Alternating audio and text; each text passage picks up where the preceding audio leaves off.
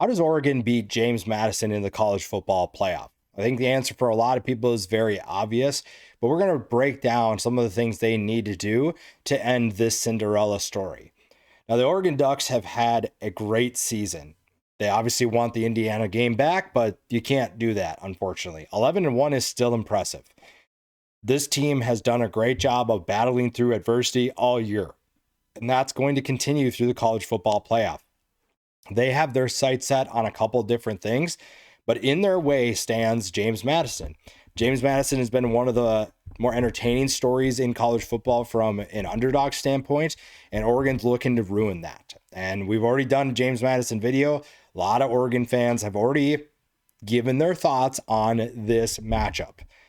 And I like some of them. I do like some of them. I think that this has been a fan base that is very confident in what they do, but they're also still appreciative of some of these underdog teams, because at times this Oregon team in the past has been an underdog in the college football playoff. There were people that were doubting them. So there's a lot of people that can relate to the James Madison story, but they are in a position now where they're trying to end that Cinderella story and move on to achieve their goals in this playoff run.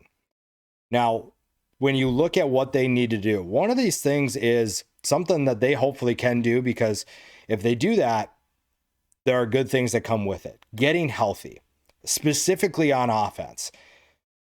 This is something that has been an issue for Oregon all year, and it's not anybody to blame. People are just getting hurt. Evan Stewart got hurt before the year even began. That has been an area where you're wondering, okay, how do we get guys to just stay on the field? You've seen Kenyon Sadiq go down with an injury at times. Gary Bryant went down with an injury. You've seen DeCorian Moore go down with an injury. And there are questions about DeCorian Moore, what he can do for the college football playoff. That's a big question. The nice thing for Oregon is that they've had guys step up in their place. You've seen guys like Malik Benson, who's having the best year of his career, step up. Kenyon Sadiq stepped up when DeCorian Moore was still down. Jeremiah McClellan has stepped up. Jamari Johnson has had his moments. The rushing attack has done its part. The offensive line has gone through injuries. We've seen guys Isaiah World was out for a little bit. They've had multiple injuries to the offensive line, and all Oregon has done, which is a testament to this coaching staff, to Dan Lanning and his staff, is find new guys that can step up right away. So you have to give this staff credit for developing the talent behind the starters so that when those guys go down, there's not a drop off in production. That's been the most impressive thing, is that this group still finds a way to win games. They have a lot of guys that are game ready, so that when someone goes down, there's not a huge drop off, if there even is one, from the first guy to the second guy. The depth of this offense has been a revelation for this team. We've seen this group struggle to stay healthy. If they do get healthy and they can get some of these guys back on the field, this is a dangerous team. This is a team that can win a national championship. Even if they don't get those guys healthy, they can still win. But getting those guys back makes them a very dangerous team. Now, in the process of that, Dante Moore has obviously gone through his struggles this year, but he has been great. I think that he has looked very good dealing with having to throw to all sorts of new weapons and all sorts of new pass catchers. And in clutch moments, Dante Moore has been phenomenal.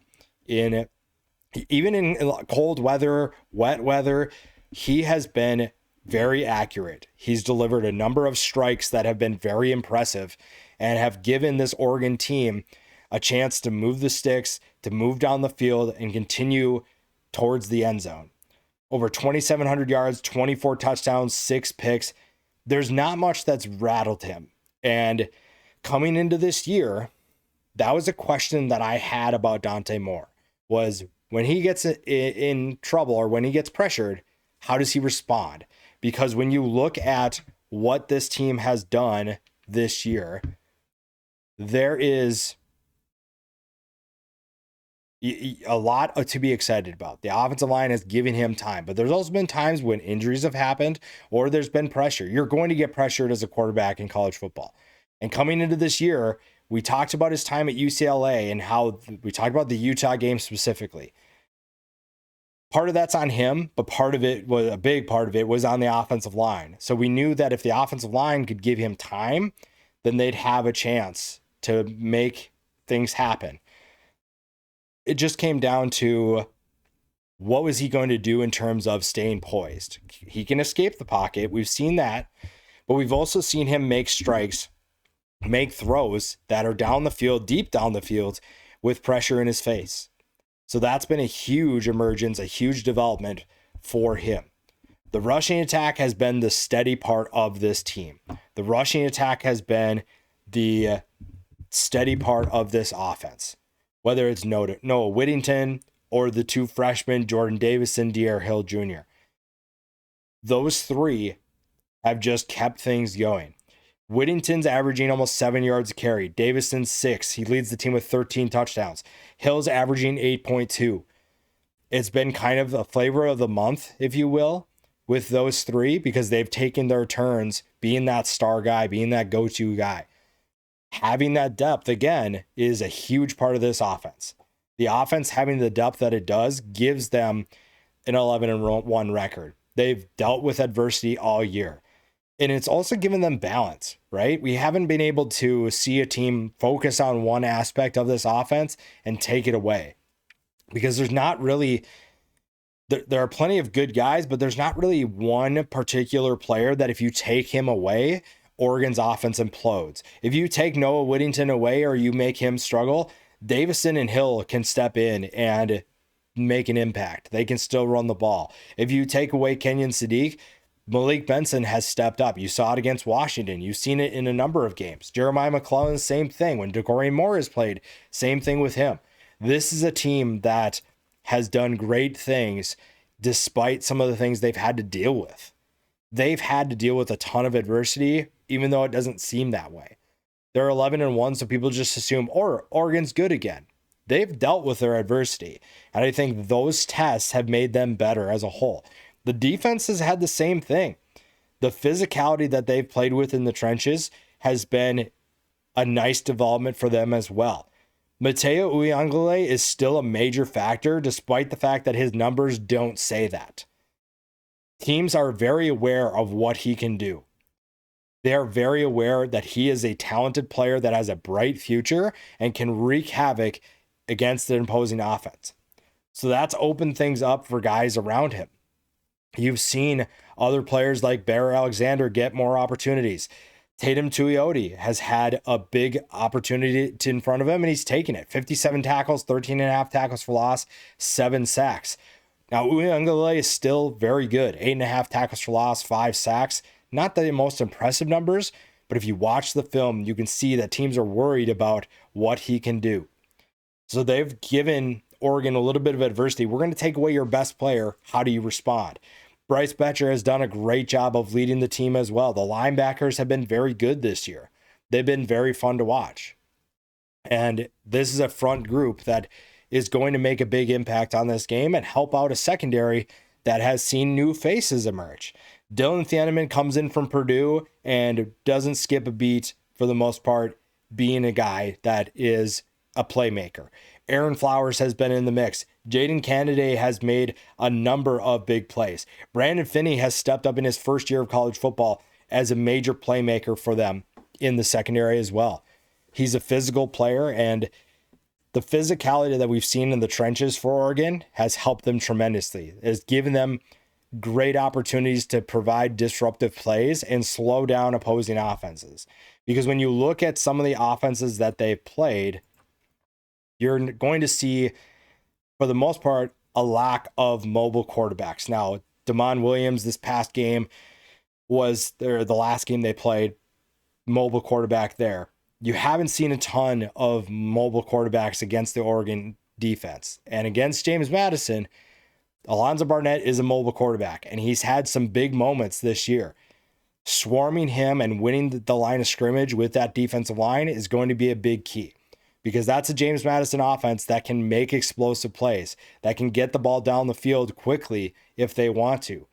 Winning on the line of scrimmage is the quickest way to slow that down and take away what James Madison does. because this is an Oregon team that wants to put this game away quickly. They're going to try to be disruptive. They're going to try to get takeaways. They're going to get the ball back to their offense as much as possible. Being physical is the best way they can do that. And that's an Oregon team that this isn't your traditional Oregon Ducks team. The team that we've seen in the past where they just want to go super fast. They're not trying to win the line of scrimmage by mauling a bunch of guys. That's not this team. This team is physical. This is a Big Ten team. And that's the quickest way they're going to break James Madison's will and get this game quickly in their favor. Setting the tone is going to be what Dan Lanning wants them to do early. They're going to send a message that, hey, James Madison, congrats for being here. Your time is over. Our time to make a run for a national championship is now. We have our goals and we don't care about yours. They're going to feed into what's going to be an incredible atmosphere in Autzen Stadium. That fan base is going to be rocking because here's the thing. Oregon is good enough now where they may not get a home game consistently in the college football playoff. And not because they're not in it, but because they're going to be so good that they'll get a bye. So this is an opportunity for the fan base to show how excited they are to help this Oregon team and basically ruin things for James Madison early. If this game is a blowout early, James Madison is going to cave. Plain and simple. This is an Oregon team that is capable of making teams quit, and this could get ugly early. This is an Oregon team that's very talented. They're way more talented than James Madison. They're a better team than James Madison. There's a reason why this is a 3-score spread already.